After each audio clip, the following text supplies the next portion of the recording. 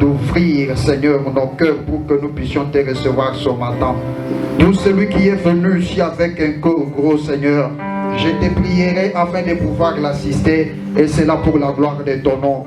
Nous détruisons tout ce que l'ennemi, le diable a déjà préparé dans cet endroit, qui crée à ce que l'évangile soit raté, ne soit pas compris par tes enfants. Mais nous te prions de demeurer au milieu de nous, Seigneur, pour te piter, afin de parachever aussi avec nous pour la gloire de ton nom. Je t'ai ainsi prié au nom du Seigneur Jésus, qui vient règne pour des siècles, Amen. Amen. Amen. Amen. Que Dieu vous bénisse. Nous disons merci à Dieu et puis nous nous excusons. Des fois, ce n'est pas ce que vous avez préféré voir, ce que vous voyez.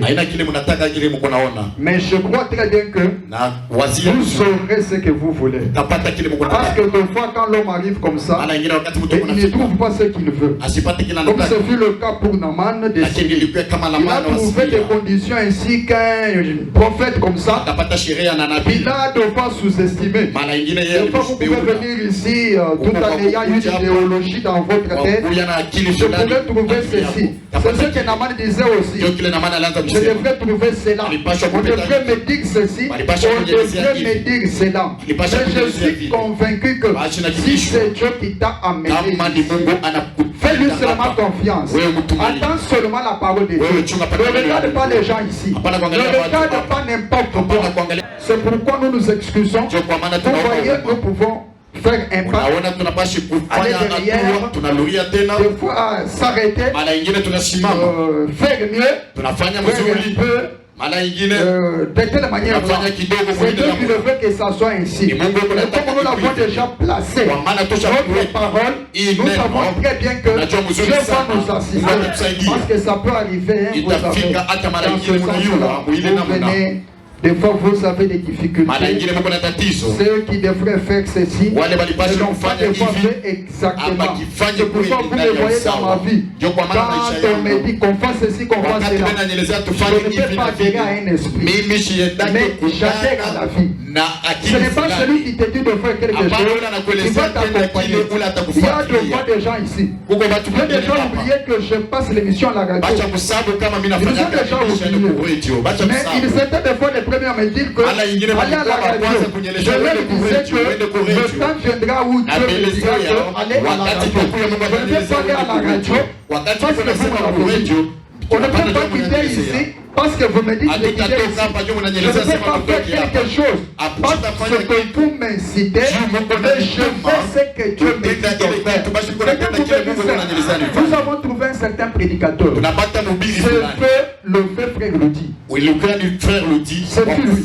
Qu'est-ce qu'il nous disait? Il nous disait une chose. Il disait que je disais à ceux qui étaient avec moi, les propriétaires de cette œuvre viendront. Je ne sais pas si vous étiez avec lui, vous avez déjà entendu parler. On se demandait aussi de la faire. Si je dis que je vais faire de telle manière que je le fasse. Parce que mieux est fait pour vous de pas faire un vœu devant l'Éternel que d'en faire pour ne pas l'accomplir. Mais des fois, c'est parce que vous parlez beaucoup. Nous avons des gens qui parlent beaucoup. Et quand vous êtes en train de parler, vous savez qu'on est en train de capter ça. Que de parler et faire contrairement. C'est pourquoi ici, je vous dis très bien que nous avons toujours Dieu. Comme nous avons Dieu, nous sommes convaincus que nous sommes l'Éternel va nous sauver. C'est pourquoi ayons confiance. Cherchons à faire mieux, avançons avec ceux qui sont disposés. Dieu va toujours soutenir son œuvre et puis ça va bien avancer. Que Dieu vous bénisse. J'aimerais lire quelque chose ce matin. Sur ce, je pourrais, n'est-ce pas, avancer. Oui. Je prendrai Matthieu. Oui. Je vais prendre Matthieu. Dieu n'est pas notre ami. Nous devons faire des promesses de vie aux gens pour ne pas les accomplir. Mais quand il s'agit de Dieu, nous devons nécessairement Fais ce que Dieu nous recommande de faire. Parce qu'il est Dieu. On ne peut pas se moquer de Dieu. Vous savez, quand je suis en train de vous parler de ces histoires, je m'excuse. C'est parce que je sais très bien que je dois vous mettre sur les rails. Comme je vous mets sur les rails, cela c'est pour votre bien. Comme cela est pour votre bien. Je sais très bien que les enfants de Dieu voudront, n'est-ce pas, emboîter ces pas-là. Parce que c'est Dieu qui vous parle. Ce n'est pas un homme. Comme c'est Dieu qui vous parle, si vous êtes un enfant de Dieu, vous devez totalement observer ce que Dieu est en train de vous dire. Parce que ce que Dieu dit, c'est une vérité. D'accord, je vais prendre Matthieu 10. Et de là, je prendrai à partir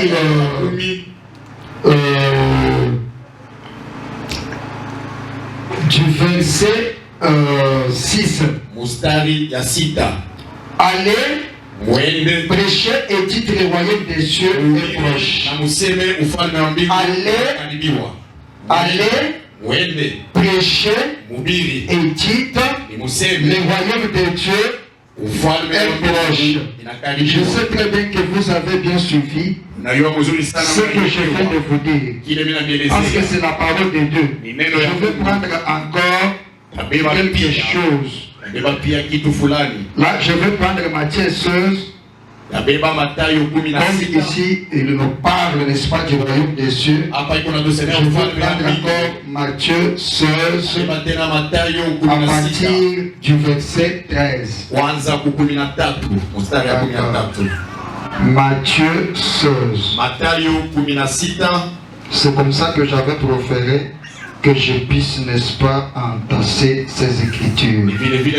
Jésus étant arrivé dans le territoire de Césarée de Philippe,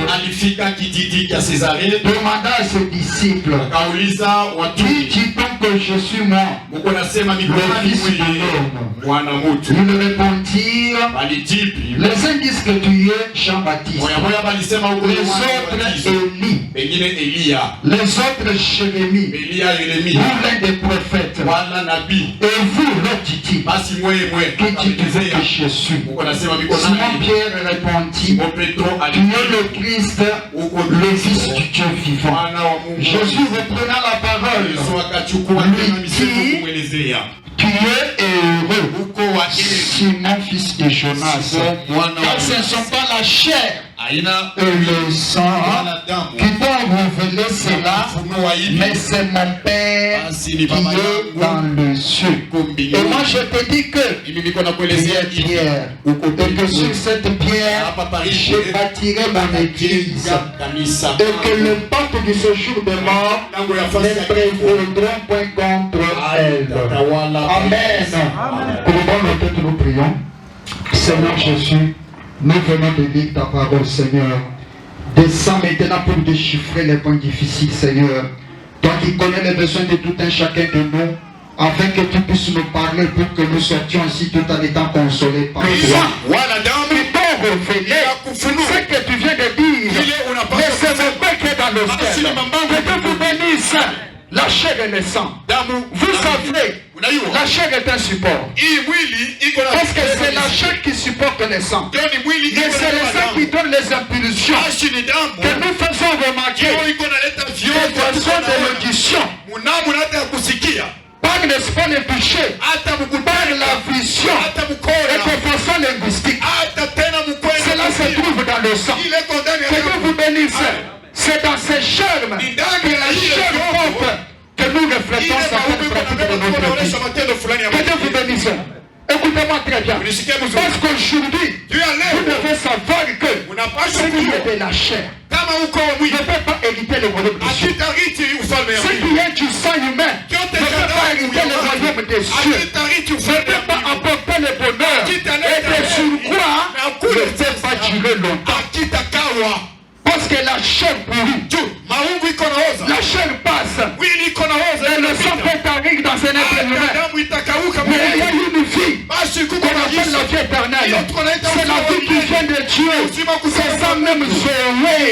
Que Dieu vous bénisse. Aujourd'hui, je vous pose une question. Vous me connaissez par la chair ou par le sang. Vous donnez à partir de la chair et le sang ou bien par l'esprit. Vous venez ici à partir de la chair ou de le sang ou bien de l'esprit. C'est la chair et le sang qui te révèlent quelque chose, qui t'invite à faire un acte. Je te dis ce matin que cela va t'arrêter. Si tu es apporté ici, amené ici par ta chair, demain tu ne viendras pas. Parce que ta chair ne sera pas satisfaite. Ton sang ne sera pas satisfait. Mais si tu es amené par l'esprit, c'est l'esprit qui parle en passant par moi. Je suis convaincu que toi et l'esprit, vous serez la même chair. Et vous allez demeurer dans l'univers. Tu seras sauvé, répondu dans toutes les questions. Que Dieu vous bénisse. La chair, le sang. Que Dieu te dit que je suis moi le fils de Dieu.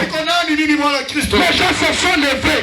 Ils se sont servis de la chair. Et l'a dit. On dit que tu es celui-ci. On l'a. Oh, ce n'est pas seulement ton proche, mais c'est toi quand tu donnes le réflexe charnel. C'est aussi parce que c'est que ma chair. J'ai dit ce matin que Jésus est. Je ne peux pas le voir si c'est la contraire à la parole de Dieu. Amen. Parce que c'est la chair. De la chair ne peut pas sortir quelque chose dedans. C'est pourquoi l'apôtre Paul dit que marchez selon l'esprit. Vous n'accomplirez pas le désir de la chair. La chair a ses désirs qui sont contraires à ceux de l'esprit. Vous connaissez ces désirs. Ce sont là des désirs qui se résument dans le péché. Écoutez-moi très bien. On dit que tu es celui-ci. C'est la chair. Ce sont les interprétations humaines. Il y a une personne qui a dit que on ne dit pas ceci. Je n'ai pas suivi sauf de ma chair. Je n'ai pas allé prendre ça auprès de Saïd, auprès de Yahvé. Mais ça, je l'ai pris quelque part. C'est pourquoi quand il s'élève, il répond à la question et c'est lui qui répondait là-bas. C'est celui qui était saisi par le Saint-Esprit. Quand il a répondu sur ce qui venait du ciel. Que Dieu vous bénisse. Aujourd'hui, cherchez à être conduit par l'Esprit. Nous sommes les gens qui ont pris des décisions par la chair. Ils ne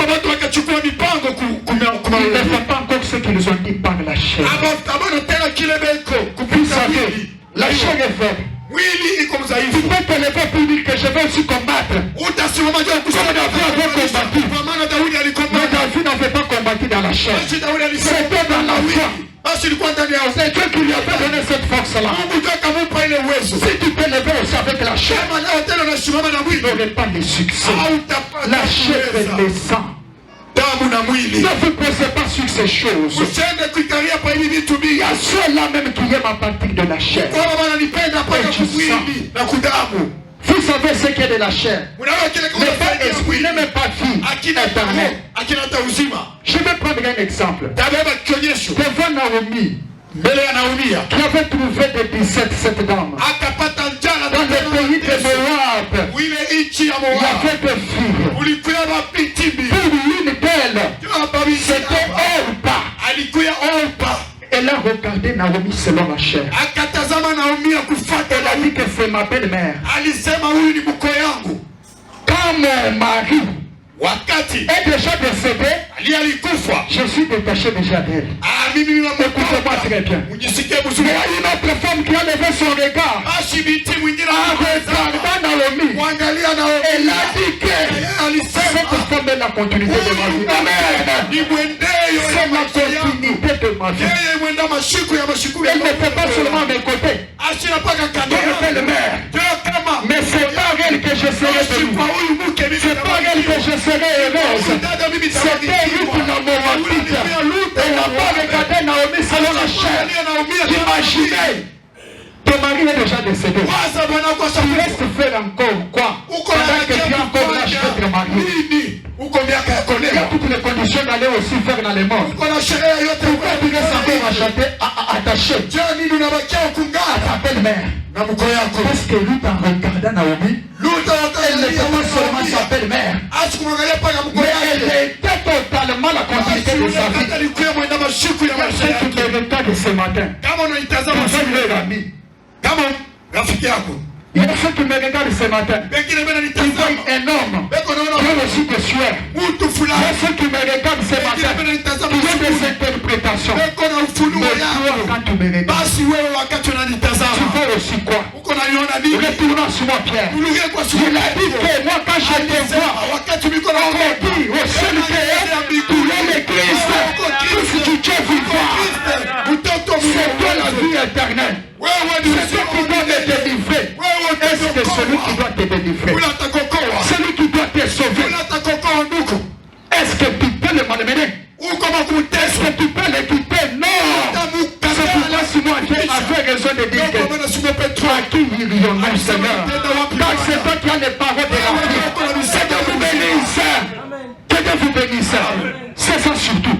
Il ne faut pas aller quelque part. Parce qu'il savait très bien que Jésus avait les paroles de la vie. Deux personnes avec des visions. Vous avez la vision charnelle. Et cette vision-là est la vision que vous accordez à Jésus. Il y a quelqu'un qui me rend riche. Regardez parmi vous, l'esprit là avec des champs. La chèvre par rapport à l'esprit. Vous voyez un trio en train de marcher. Un trio, 3 personnes. Quand ils marchent, c'est-à-dire qu'ils ont quelque chose en commun dans la chair. Ils m'aident quand je suis dans les besoins. La chair. Parce qu'il rit comme moi je veux. Parce que je le piétine. Tout ce que moi je dis, il m'entend. Il ne me comprend pas. Il ne me fait pas de remarques dans ma parole. C'est pourquoi je l'aime. C'est pourquoi je l'aime. Je marche avec lui. Des affinités chantent. Ce sont des affinités qui sont ici. Qu'est-ce qui te pousse à laisser tout ce monde ici? À t'intéresser seulement à 2 personnes. À 3 personnes. Qu'est-ce qui te pousse seulement à visiter seulement 2 personnes? À appeler seulement 2 personnes. Si je prenais le portable des gens ici, ils n'ont pas le numéro d'autres personnes qui n'ont rien à foutre. Les commerçants ont le numéro des commerçants. Les célibataires ont le numéro des célibataires.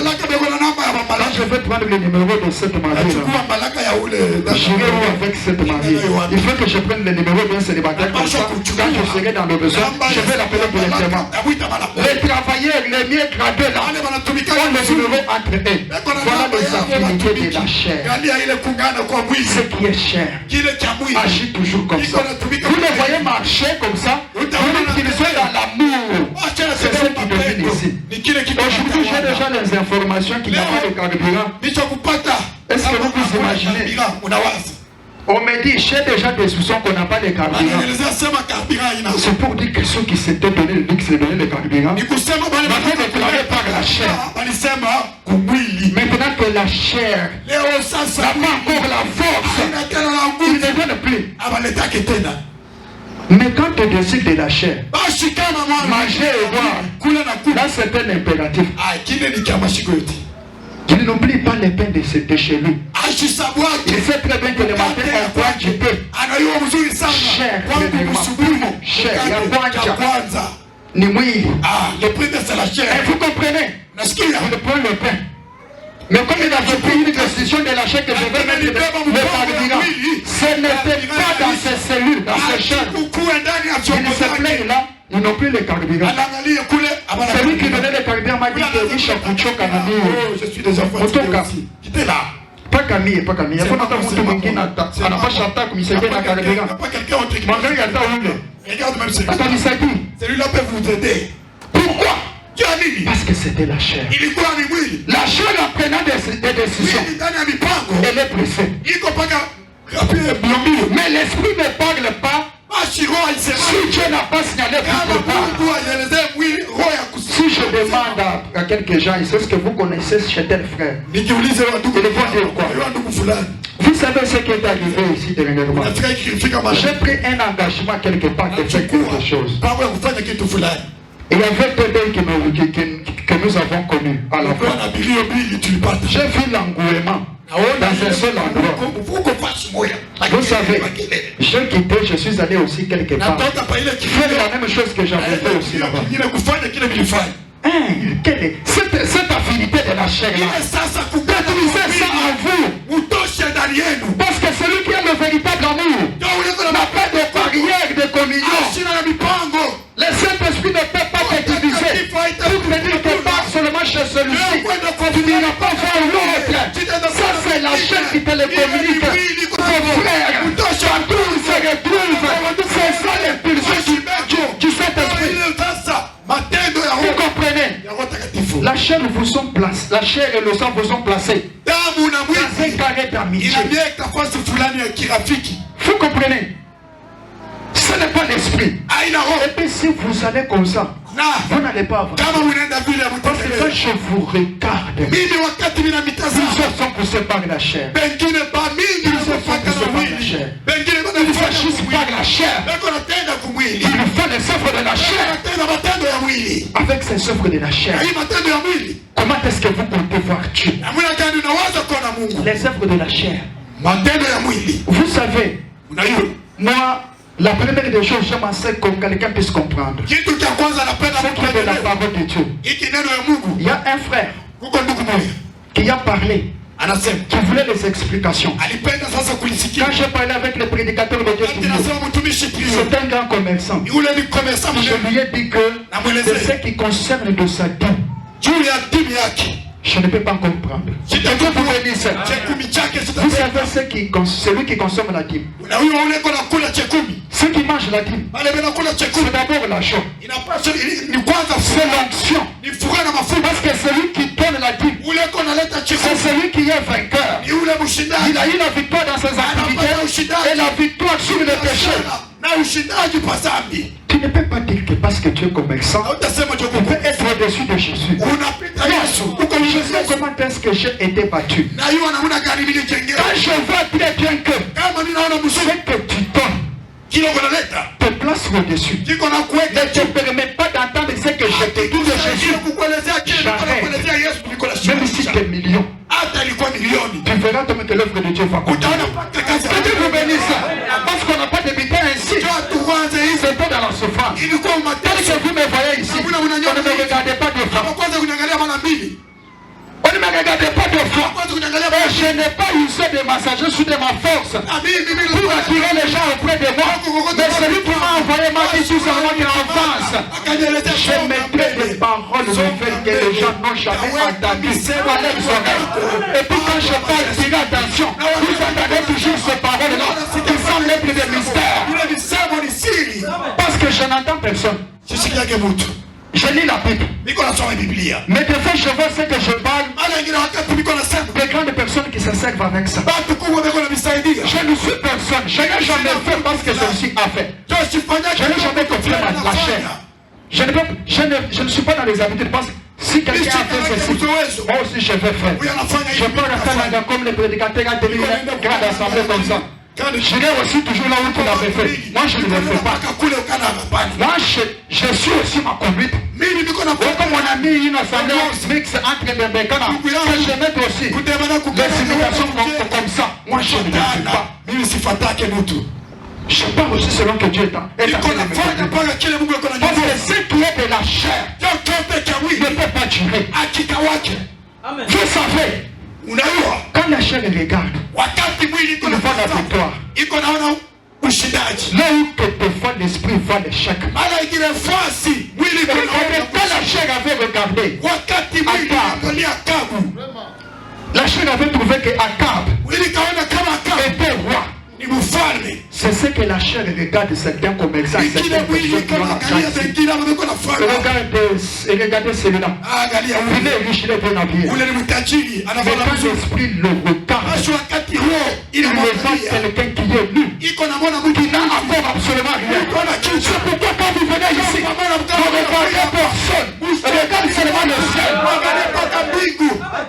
Plusieurs prophètes ont dit que Akab le voit.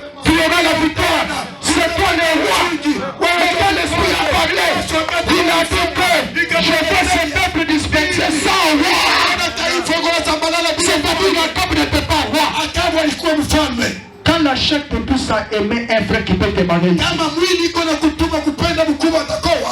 vas aimer dans le présent. Parce que la chair c'est le présent. Qui par la chair peut voir cette maison? Non, tu dois voir au-delà de ce que voient tes yeux. Écoutez mon cantique au temps de la fin. À partir de ce que vous voyez, tu ne peux pas voir au-delà de ce. Mais l'esprit va au-delà de ce. Quand c'est celle qui est poussée par la chair, va aimer le frère ici en mariage. Elle regarde seulement dans le présent. Elle est habillée comment? Des fois l'esprit voit que il serait bien habillé. Il serait bien habillé. Hein?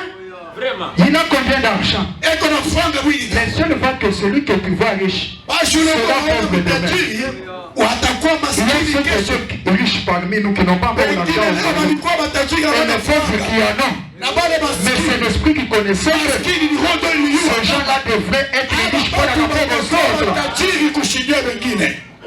Ne marchez pas avec la chair. Ne voyez pas avec la chair. Il y a quelqu'un qui se révèle en vous. Si c'est quelqu'un qui se révèle en vous, vous allez faire un discernement.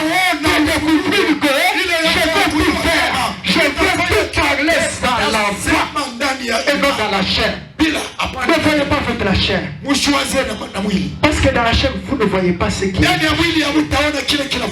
la chair, vous verrez que celui-ci est costaud. Parce que les autres avaient dit que tu es aimé. Certainement. Vous l'avez, c'est parce que les autres en avaient déjà parlé. On dit que tu es Jérémie. Certainement. Parce que c'était déjà révélé. Mais ce qui n'est pas révélé, ce qui n'est pas dans ta vision, ce qui n'est pas dans ton audition, ce qui n'est pas dans ton odorat, ce qui n'est pas dans ton toucher, à réserver à l'éternel. Si tu vois si tu es un véritable enfant de Dieu, tu dois t'abandonner dans les mains puissantes de Dieu. Pour que l'esprit te parle non la chair. Vous me comprenez très bien. Ne c'est pas être dominé par la chair. Tu peux vous gérer le sang. Tu communiques des histoires. Remarquez. Quand vous regardez la chair, la chair a ses visions. La chair a ses réalités. Je vous ai dit que la chair supporte le sang. Quand dans le sang il y a le chair. C'est là où il y a la haine tribale. C'est là où même qu'il y a n'importe quoi. Mais dans l'esprit, c'est l'esprit qui vous conduit. Je sais très bien que vous serez peccable. Donc vous serez passé dans la parole de Dieu. Que Dieu vous bénisse. Maintenant descendons encore. Quand la chair avait cédé place, parce que quand l'esprit parle, la chair cédé. Quand l'esprit entre en scène, la chair ne peut pas se tenir aussi. Pour se parler. Parce que là, le terrain devient automatiquement accordé à l'esprit. Quand l'esprit veut entrer en scène en avant, la chair était en cachette. Il s'est fait. Saül qui était roi était parti pour se cacher. Et de là, tu as chevalier dans la vallée. Chevalier d'un homme géant. Un esprit éternel. Pour ne pas mesurer la longueur, la profondeur. Mais néanmoins, Goliath était géant. C'est-à-dire qu'il avait un poids mesurable. Il avait une longueur mesurable. Écoutez-moi très bien. Mais David avait un esprit sans mesure. Il est développé par un Dieu. Quand on ne peut pas mesurer avec un appareil humain, c'est-à-dire dont on ne devrait pas connaître le début ou la fin. Comme je suis avec un Nicodème, les voix soufflent. Ils sont là où qu'ils quittent et là où qu'ils voient. Mais un homme qui a l'esprit, il ne sait pas là où il quitte. Il ne sait pas là où il voit. Ça c'est un mystère de Dieu lui-même. C'est pourquoi je suis en regardant. Que l'esprit avait de déclaré. Écoutez bien ce témoignage. Jésus a dit que tu es heureux. Si mon fils de choses. Parce que ce ne sont pas la chair de l'esprit. Tu es heureux. Toi le frère. Tu es heureuse. Toi la seule qui n'a pas passé dans le sang et dans le chair. Tu n'as pas aimé ton frère à partir de ce qui est dans la chair. Tout ça dans le sang. Mais qu'il a aimé par l'inspiration de Saint-Esprit. Je te dis ce matin que tu es heureux. Toi qui ne pratiques pas l'amour pour être vie. Toi qui n'as pas abandonné l'adultère pour que tu sois marié. Toi qui n'as pas abandonné la mauvaise vie. Pour que tu sois bien placé dans la chair. Mais pour que tu puisses savoir la vie éternelle. Je te dis ce matin que tu es heureux. Si tu as compris Jésus, selon l'esprit et non selon la chair. Maintenant Jésus chute pour lui dire, tu es Pierre. Sur ce roc, sur cette révélation, je bâtirai mon église. Et les portes de ce jour de mort ne pouvaient pas prévaloir sur cette église. Que Dieu vous bénisse. Amen. Vous voyez, ce qui est bâti sur l'esprit, Jésus lui déclare que ça ne peut pas être détruit. C'est-à-dire ce qui est construit par la chair peut être détruit un jour. Et il y aura déception sur déception. Mais si tu donnes par la révélation, mais si tu abandonnes le péché par la révélation, je te dis très bien que cette œuvre ne sera pas détruite. Tu vas avancer toujours dans ta vie. Parce que c'est Dieu qui t'incite à le faire. Que Dieu vous bénisse. C'est ça la vie de Dieu. Vous comprenez très bien. Donc dis à Timothée que si je tardais à venir, sache comment te conduire dans la maison de Dieu. Oui, vous qui êtes conduit par le sang et la chair. Le sang et la chair. Dans le sang, il n'y a rien. La Bible est claire. Voyez votre mystère, n'est-ce pas, ce matin, de la chair et du sang. Si quelqu'un fait une œuvre par la chair, cette œuvre-là sera détruite un jour. Il te donné par la chair aujourd'hui. Demain, il ne te donnera pas. Si tu m'as aimé par la chair, peut-être ma chair va t'inciter encore à la déception. Pour pouvoir encore haïr davantage. Si tu m'avais aimé, si tu m'avais comparé à partir de la chair, il y aura des déceptions. Il y a ceux-là qui avaient aimé leur femme à partir de la chair. Et qui ont trouvé qu'ils n'ont pas encore de belles chairs. Mais un enfant de Dieu ne peut pas aimer par la chair ou par le sang. C'est le sang de telle tribu.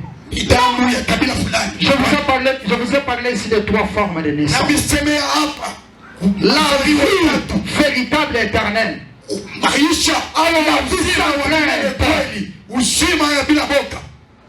La vie parfaite est dans la naissance dans le Seigneur. Que Dieu vous bénisse. Quand on est né de nouveau, là-bas il n'y a pas de crainte. Mais si tu aimes, à partir de la vie éternelle, à partir de l'amour de Dieu, même si la chair est détruite, toi tu vas continuer toujours à aimer. Tu vas continuer toujours à aimer. Il y aura toujours la femme. Même si tu vas regarder comme ça, aimer à l'agonie, la femme charnelle va commencer à trembler. Vous voyez, il y a d'autres personnes ici. Quand on veut faire des déclarations, on évite. On dit si je dis que ça ne va pas, lui aussi va avoir peur. Vous voyez, je vais porter ça. Parce que nous avons 2 gens qui font des déclarations pour sortir dans le trou. Quand ils sortent dans le trou, ils oublient Dieu. Ils oublient Dieu. Je vous ai dit que vous savez pourquoi j'appelle cet enfant mineur. Pourquoi j'appelle Honoré mineur? C'est parce qu'il est obéissant en tout. Il est obéissant en tout. Et puis il surveille ses paroles. Je ne le prêche pas. Il surveille ses paroles. S'il dit que je vais faire quelque chose, il va contrôler pour le faire. Il va contrôler pour le faire. Et puis il aime qu'ils soient conduits. Il aime qu'ils soient conduits. Prenez aussi ce caractère-là. De l'agneau. C'est-à-dire une brebis. Bien entendu. La brebis, c'est un animal qui n'a pas la force. Dans sa force est berger. Une brebis est un animal qui ne peut pas se conduire. Si on peut se conduire une brebis ici, sans berger, mais on ne sait pas là où ils vont partir. Vous la ferez entrer ici, sortez ici. Mais la chèvre, elle quitte elle-même la maison. Elle rentre le soir pour rentrer. Sans personne. Même les coqs. Il quitte 5 heures du matin. Le soir il rentre. Sans berger. Il s'est dépris avec sa sagesse. Mais la brebis n'a pas sa force. La brebis n'a pas sa conduite. Sa conduite est Dieu. Que Dieu vous bénisse. Il y a ceux qui parlent parce qu'ils sont dans le trou. Une fois qu'ils quittent le trou, ils changent de position. Hein? Ce qu'ils pouvaient faire, ils commencent à faire le contraire. Mais tu te moques de qui? Tu vois que tu te moques de Dieu. On te fait sortir dans le trou. Il abandonne la parole de Dieu. C'est ton problème. Tu veux rentrer encore dans ce trou. Que Dieu vous bénisse. Il prie. Que nous ayons ceci. Que Dieu nous bénisse. Que nous soyons aussi comme ça. Une fois qu'ils se voient dans les conditions là, ils abandonnent Dieu. Même si la brebis a mangé, elle ne peut pas oublier son maître. Que Dieu vous bénisse. Elle va toujours attendre le maître. C'est pourquoi les brebis normales, quand le berger met le bâton comme ça, elle regarde toujours les bâtons. Elle ne regarde pas ailleurs. Ce sont là les véritables enfants de Dieu. Et je trouve plusieurs ici qui sont déjà dans la chair et le sang, qui cherchent des petits groupes, des groupuscules comme ça. Ça ici, ça ne peut pas marcher. Ça ne peut pas marcher. Ils s'apportent des influences. D'autres influences. Ils ne sont pas de part avec la parole de Dieu. Tu dois savoir qu'il doit être appelé seul. Tu as connu celui-là ici. Par le son de la trompette. Mais quand on te donne une influence, tu es conscient de la parole de Dieu. Et tu te donnes cette influence-là. Tu vas perdre ton chemin. Tu vas perdre ta bénédiction. Que Dieu vous bénisse. Le sang et la chair, ce qui domine ici. Vous savez, c'est la chair qui vous a placé dans un seul quartier. Quand vous voulez vous voir, c'est seulement dans la chair. Quand vous voulez vous faire du bien, c'est seulement réciproquement. C'est rapport à ce que vous avez reçu de la chair auprès de celui-là que vous allez aussi remettre. Et la Bible nous dit ce matin que nous ne pouvons pas agir par la chair et le sang. Parce que ces histoires sont corruptibles. Ces histoires vont passer. Et ayez la révélation du ciel. Soyez, n'est-ce pas, soumis à la conduite du Saint-Esprit. Que le Saint-Esprit vous conduise. Dans la chair, vous allez aimer sans limite ici. Il y a les autres. Vous, c'est seulement de sourire. Mais pour les biens, c'est l'homme de sa chair. Vous, c'est seulement des sourires. Mais s'il a 1000 francs, il va chercher seulement celui de sa chair. Il te laisse tout. Quand c'est seulement la salutation, comment ça va? On se moque de nous, on se moque de vous. On se moque, ces gens-là se moquent de vous. Mais on ne se moque pas de Dieu. On ne peut pas se moquer de Dieu. Parce que ce qu'un homme aura semé, c'est ce qu'il va mentionner. Nous mettre ici dans des groupes, où nous pouvons aider seulement ceux qui nous aident. Où nous avons seulement les affections charnelles qui nous sont même pas spirituelles. Quel est l'amour véritable qui vous a placé dans un carré de la chair et du sang? Quel est cet esprit qui te pousse seulement à aller chez une personne? Et tu dis que je parle poussé par l'esprit de Dieu. Non. Il ne faut pas me mentir. Il ne faut pas me mentir. Oh, c'est celui que j'ai habitué. Je suis habitué aussi à faire. Je vais faire quoi? Vous voyez, moi je suis seulement à l'aise à côté de telle personne. Pour manger quelque chose, c'est seulement chez ma soeur. Ça c'est quel amour? C'est un amour qui t'est communiqué par la chair ou le sang. Je suis aussi posé. Tu as seulement une seule soeur que tu contrôles. Est-ce que tu as le savant? Est-ce que tu as ceci? Il y avait certaines personnes qui venaient chez moi. Quand j'avais des filles qui devraient être épousées, des bébés qui venaient là des célibataires, qui demandaient à tout le monde qui était là, est-ce que vous avez des lotions frottées? Je riais là. J'ai dit, est-ce que c'est toi qui l'es payé? La lotion à frotter. Lorsque ça termine, tu vas me dire, hein, je vais acheter. Maman. Quand tu n'as pas du riz, tu me téléphones. La chair. Est-ce qu'aujourd'hui tu l'as fait? Est-ce qu'aujourd'hui tu l'as fait? Si tu n'as pas l'argent, viens chez moi, je vais te donner les minervois. La chair et les sang. Est-ce qu'aujourd'hui tu le fais? C'était dans la chair. Malheur à vous parce que vous avez été connu par la chair. La chair ne vous a pas révélé.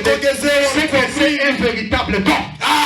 C'est un véritable amour. Vous êtes limité seulement dans la chair. Est-ce que vous faites encore ce que vous êtes en train de faire? La chair est limitée. Mais l'esprit n'est pas limité. Quand tu fais quelque chose dans la chair, tu trouves la résistance. Tu fais, tu trouves la résistance. Quand c'est dans la chair, tu te fatigues. Tu dis, je laisse rester. Je ne vais pas continuer. Mais je t'ai seulement pour faire ça. Tu m'as venu au monde seulement pour être aussi ton esclave. Il y a un monsieur là-bas, je ne sais pas comment il raisonne. Il est en train de me dire à chaque moment ses parents. De Mokasai là-bas. Je dis que ma mère et mon père sont des gens sans intelligence. Tous ces gens qui venaient ici pour occuper dans cette ville quand il y avait des brousses. Ils étaient toujours au village. Ils ne devaient pas laisser un héritage. Ils partent dans la ville comme ça. Et cette pensée, c'est que parce que vous connaissez des grandes familles, hein, ils ne sont reçus des héritages à partir de leur père. Des grandes dynasties. Il y a des personnes aujourd'hui dans le monde qui ont battu leur fortune dans leurs propres efforts. Mais plusieurs, ce sont des dynasties. Il y a des familles comme ça, telles que les familles Tambouamba ici. Ce sont des familles des hommes qui étaient doués dans ces hommes ici. Les hommes de manière. Son père était proche de ceux qui étaient venus pour le Congo. Comme il était évolué, on leur avait demandé des enfants pour qu'ils aillent faire le séjour. C'est ainsi qu'ils ont donné les tableaux. Ainsi que les autres, ils sont partis étudier. Quand ils sont venus, c'est quelqu'un qui a l'assurance vie, qui ne peut pas suivre dans sa vie. Ils sont des carrés mignons. Donc les espaces civilisés, ce sont des hommes riches à partir de leur père. Vous voyez ces personnes, ils vont comme ça. Ils trouvent la maison, mais pourquoi mon père n'est pas venu habiter ici? Quel est l'esprit qui avait posé seulement mon père? A trouvé seulement la parcelle à Kamate Pendant que les autres étaient au centre, quand cette ville est encore une bouche, quand tu fais quelque chose avec la chair, et que tu trouves la résistance, tu vas arrêter. Parce que c'est la chair qui te conduit. Mais si c'est l'esprit, tu auras la patience. C'est pourquoi quand Eliezer est allé faire les soirs, le temps où les filles vierges pour puiser de l'eau, il a fait une prière.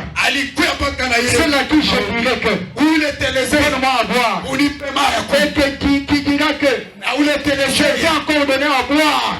C'est trouver avec toi.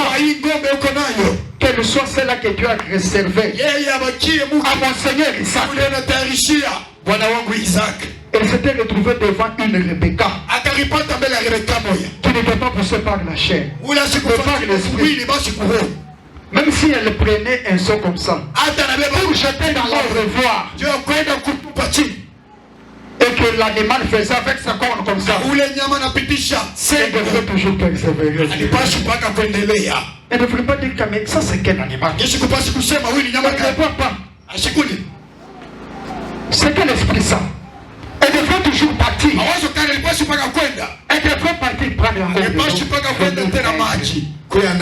parce qu'il était incité par l'esprit. Si ce que tu viens de dire, Pierre, c'est sûr ce que je vais m'attirer mon église. L'œuvre de Dieu n'est pas construite sur vos déclarations charnelles.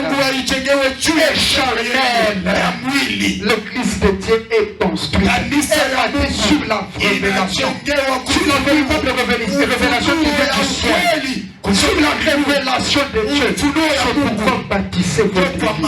Construisez-vous à partir de ce qui est esprit. Arrêtez de ce qui est de la chair. Vous allez avancer. Vous allez faire mieux. Dieu a besoin de vous. Nous devons ce que vous puissiez avancer. Nous devons ce que vous fassiez mieux dans votre vie. Si vous voulez aller de l'avant, je vais vous dire que demeurez